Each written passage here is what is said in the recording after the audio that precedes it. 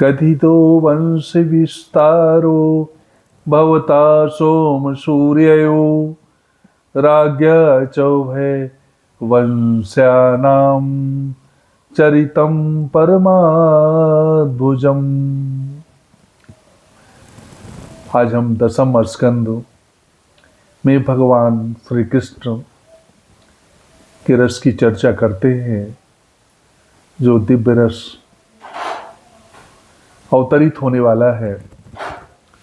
इस मथुरा राजधानी में भगवान का नित्य निवास है, पर दिखाई ये देता है कि हमारा वह परमात्मा सोया हुआ है, और जब तक हमारा परमात्मा जग नहीं जाता तब तक हमारे जीवन की बुराइयों का अंत नहीं होता। हमारे जीवन में बुराइयां रहेंगी, इसलिए परमात्मा को जगाने का काम, उसको स्मरण करने का काम निश्चित रूप से अपना ध्येय बना करके करना चाहिए। देवक्यां सूर्य प्रयाणे रथमार्यूहे तपः। सूरसेन के पुत्र मथुरा से वसुदेव अपने देवकी के साथ में रथ पर देवकी को आरूढ़ कराकर विदाई कराकर निकल रहे हैं, जिसमें कंस जो है तो सारथी के रूप में अपनी बहन को छोड़ने जा रहा है। भाई बहन का दिव्य प्रेम है, पर जैसे वे रथ की बागडोर पकड़ता है, अपने हाथ में लेता है, रथ को आगे बढ़ाता है, वह आकाशवाणी होती है, अस्यास्त्वाष्टमो गर्भो स्वयं बहुसे बुधा। और अष्टमों गर्भ में, देवकी के 8वें गर्भ में जो बालक जन्म होगा वह तुम्हारे मृत्यु का कारण बनेगा, ऐसी आकाशवाणी होती है। आकाशवाणी सुनते ही वह खड़ग से तलवार निकाल लेता है और देवकी को मारने के लिए दौड़ पड़ता है। भगवान के परम भक्त वसुदेव ने एक सुलहनामा प्रस्तुत किया है, जिसमें उन्होंने कंस के सामने कहा कि देवकी से तो कोई कष्ट नहीं, आपको देवकी से कोई खतरा नहीं, आपके जीवन को देवकी के 8वें पुत्र से खतरा है, और मैं जो पुत्र होंगे वह आपको सौंपता रहूँगा, यह मेरी शर्त है। और वह कंस मान लेता है, कहता है कम से कम स्त्री हत्या से तो बच जाऊंगा। ऐसा प्रथम बालक हुआ, लेकर के गए तो वह वापस कर देता है। कंस कहता है इसको ले जाओ, इससे खतरा नहीं है, 8वां जब होगा तो उससे ही खतरा होगा, इसको भी ले जाओ। पर संत वसुदेव जी जो हैं, उनके मन में बिजली कौंधती है कि पता नहीं कब मति बदल जाए, दुष्ट व्यक्ति के अंदर थोड़ी सी अच्छाई आ जाती है, पर कुछ देर बाद पुनः वो स्थिति आती है जैसे बिजली कौंध जाती है बरसात में, और अंधेरा थोड़ी देर के प्रकाश के बाद पुनः अंधेरा हो जाता है, ऐसी स्थिति है। वसुदेव जी चिंतित हैं और यही उधेड़पन में लगे हुए हैं, पर नारद जी कंस के पास आते हैं। बोले सुना है आपने महाराज उस बालक को, देवकी के बालक को वापस कर दिया है, और 8वां तो कोई भी हो सकता है, पूरी दुनिया गोल, पृथ्वी गोल, आकाश गोल, रोटी गोल, सब गोले गोल है, तो पहला भी 8वां हो सकता है और 8वां भी पहला हो सकता है। इसलिए आपको सोचना चाहिए। कंस ने कहा तो क्या मैं सभी को मृत्युदंड देता रहूं। ने कहा ये आपका काम है, आप जानिए। पर जैसे ही नारद जी ने ये बात करके वापस गए हैं तो उन्होंने, कंस ने वसुदेव और देवकी को और अपने पिता को भी कारागार में डाल दिया है और देवकी के 6 पुत्रों की हत्या कर दी है।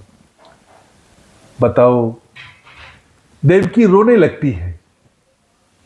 जिसकी 6 पुत्रों की हत्या हो जाए उस मां के हृदय पर क्या बीतेगी। वात्सल्य प्रेम उड़ा है पर वो कुचल दिया गया। मां के अंदर स्तन से दूध की जो धारा बहती है वो कोई और बाहरी सत्ता नहीं, वो एक क्षीर सागर है जो वात्सल्य के रूप में दूध की धारा बहती है। वह हृदय स्थल है, भगवान का स्थल है, जहां भगवान का अनंत निवास रहता है। उस वात्सल्य पर वो देवकी अपने बच्चों को न दे पाई और रोती है, विकलती है, विलाप करती है कि आप ही नहीं तो रोका महाराज ने, नहीं मैं तो अपने प्राण पहले भी देने वाली थी, पर क्या करूं, क्या बताऊं। ऐसा भाव उसके अंदर मन में आता है और कष्ट के साथ रोती है। देवकी को वसुदेव जी समझाते हैं, कहते हैं कि बड़ा दयालु है, बड़ा करुणामय है वो भगवान, बड़ा नम्र है, उसकी करुणा में कोई कमी है नहीं, पात्रता में हमारे कमी रह गई, पात्रता में हमारे कमी रह गई, योग्यता में हमारे कमी रह गई। हमारी पात्रता में कमी है, उसकी करुणा में कोई कमी ठाड़स करो।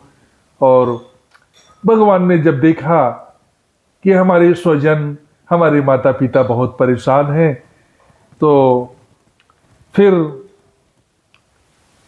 कहते हैं, भगवान ने विचार किया अब तुम उनको पापियों का नाश करने के लिए जन्म लेना ही पड़ेगा, जाना ही पड़ेगा। भगवानापि विश्वात्मा विदित्वा कंसजम्भवम् गच्छि देवी ब्रजं भद्रे ए गोप गोविंद लंकृतम। भगवान ने योग माया को आदेशित किया है कि जाओ, उसके अंदर यशोदा के यहां एक कन्या के रूप में जन्म लेना और मैं अंशों के सहित, अपने परिकरों के सहित देवकी के गर्भ में प्रवेश कर रहा हूं, ऐसा भगवान का आदेश है। और वसुदेव देवकी के मन में श्री कृष्ण गोविंद हरे मुरारे हे नाथ नारायण वासुदेवा मन में उदय हुए। सबसे पहले भगवान श्री कृष्ण देवकी और वसुदेव के मन में उदय हुए और उदय गोपिकी देवकी के अंदर वह चंद्रोदय उदय हुआ है। अथो नखत रोहिणी अरुदिन बुधवारा तिथि अष्टमी अयन अधियारा, तिथि अष्टमी अयन अधियारा। अष्टमी के दिन भगवान श्री कृष्ण का बुधवार को जन्म होता है। अथ सर्वगुणोपेतः, अथ सर्वगुणोपेतः कालो परम शोभनः। तारे आकाश मंडल प्रसन्न है, नदियों का जल चंचल हो रहा है, चिड़िया चहचहाने लगती हैं, पक्षी मोर सब प्रसन्न मुद्रा में है और तारागण प्रसन्न मुद्रा में है। भगवान शंख चक्र गदा युधा युधा सहित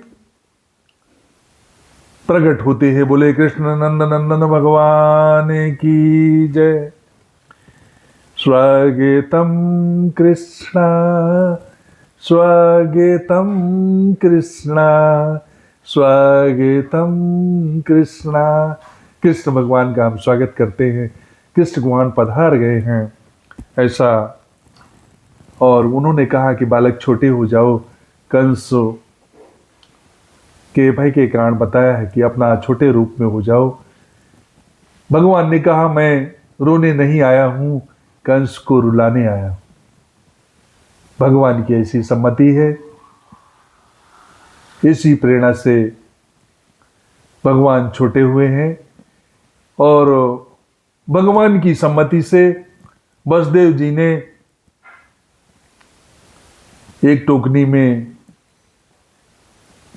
श्री कृष्ण को उठाया है और रात में हथकड़ियाँ छूट जाती हैं, दरवाजे खुल जाते हैं और अपने ऊपर रख करके उस टोकनी को यमुना पार करते हुए गोकुल में नंद बाबा के यहाँ ले जाते हैं और जो कन्या का जन्म होता है उसको ले करके और इस बालक को वहाँ लिटा करके अब फिर वापस चले जाते हैं।